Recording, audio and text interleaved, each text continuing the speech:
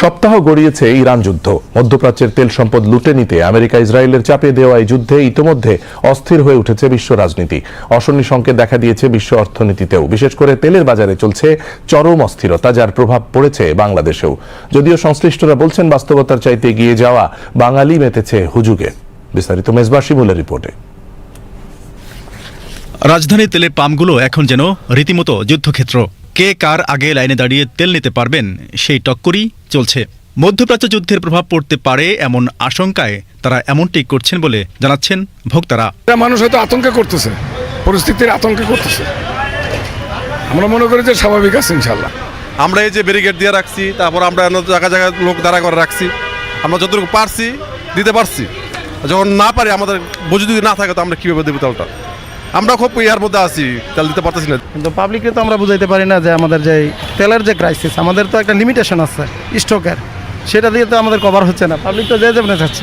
Pump সংশ্লিষ্টরা বলছেন, দেশে তেলের রিজার্ভ এখনও ঠিক থাকলেও সাধারণ মানুষের মধ্যে অস্থিরতা সৃষ্টি হচ্ছে। যে কোনো সংকটেই এই অবস্থা দেখা যায়। সম্ভবত একটা গুজব। এমন অনেকে ধারণা করছিল যে তেলের দাম বাড়বে, এখান থেকে হয়তো সবাই হুমড়ি খেয়ে পড়ছে তেল নেওয়ার জন্য। তবে ভুক্তভোগীরা বলছেন, উদ্ভূত পরিস্থিতিতে সরকারের পক্ষ থেকে তেলের পাম্প খোলা রাখা ও বিতরণের নিয়ম করা হলেও তা অনেক ক্ষেত্রেই মানা হচ্ছে না। এই অবস্থায় সবচেয়ে বিপাকে পড়েছেন মোটর বাইকাররা।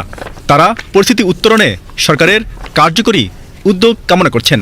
নিজেরই একটা সংকট সৃষ্টি করানোর একটা প্রতিবন্ধক, এটার জন্য লম্বা লাইন, এছাড়া কিছু না। মানে বলে না যে বনের ভাগে খায় না মনের ভাগে খায়, আমাদের বাঙালিদের মনের ভাগেই আগে খায়। আমি 100% বিশ্বাস করি ভাই গুজব, মানে সংকট হবে। কারণ আমি সেই মতিঝিলের ওইখানে মনে করেন না হইলেও 5-6টা পাম্পে ঘুরছি, তেল দিচ্ছে না, টোটালি তেল দিচ্ছে না। তারপর আপনার রাজারবাগের এখানে একটা পাম্প আছে, ওইখানে ওনারা একটা সিন্ডিকেট করে রাখছে যে সরকারি গাড়ি ছাড়া অন্য কোনো গাড়িতে ওনারা তেল দিবে না। তেলের প্রচণ্ড সংকট। এখানে যতটুকু জানতে পেরেছি 300 টাকার বেশি তেল দিচ্ছে না। প্রায় 1 কিলো 1.5 কিলো পিছন থেকে সিরিয়াল দিয়ে আসছে। ওখান থেকে পাম্প পর্যন্ত আসতেও নর্মালি 50-60 টাকার তেল খরচ আছে।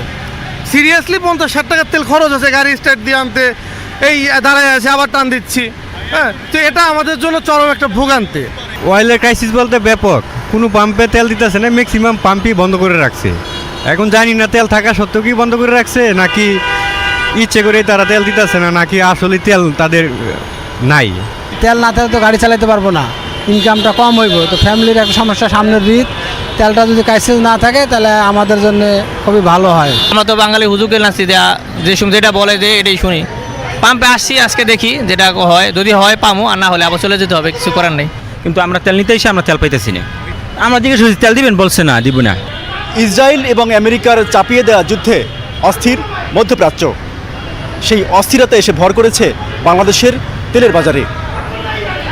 সকাল থেকে পাম্পগুলোতে উপচে পড়া ভিড়, গাড়ির দীর্ঘ লাইন।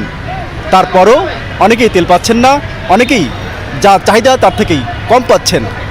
এই পরিস্থিতি কবে নাগাদ ঠিক হবে তা বলতে পারছেন না সাধারণ মানুষ। মেজবা শিমুল, বিটিভি নিউজ, ঢাকা।